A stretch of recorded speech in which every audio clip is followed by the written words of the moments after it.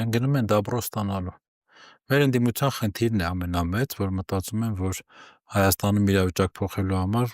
ինչ-որ դաբրոներ են պետք, ճակերտավոր։ Երևի դրա համար են գնում, ես չգիտեմ ինչի համար են գնում։ Որպեսզի ճիշտ գնահատական տանք, երկու բան այնուամենայնիվ հաշվի առնենք։ Խնդիր համար 1.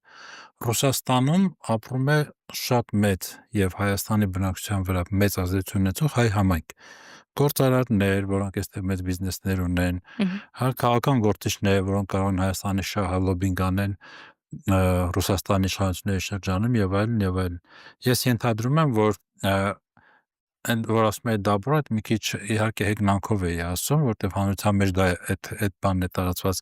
բայց ես կարծում եմ, որ այդ շրջանակների հետ ընդդիմության աշխատանքը ամեն դեպքում շատ կարևոր է։ Եթե դու ուզում ես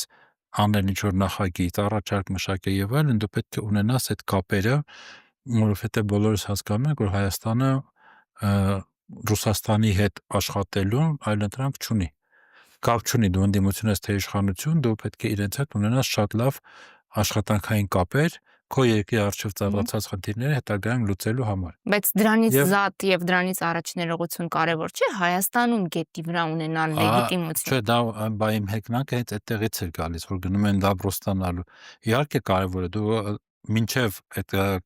լավ հերթականություն չդնեմ, որտեղ ամեն դեպքում դա զուգահեռ տարվող աշխատանք պետք է լինի, բայց չես կարող դու Ռուսաստանում խնդիրներ լուծել, բայց Հայաստանում մերկ լինես, դատարկ լինես ու ոչ մի առաջարկ չունենաս։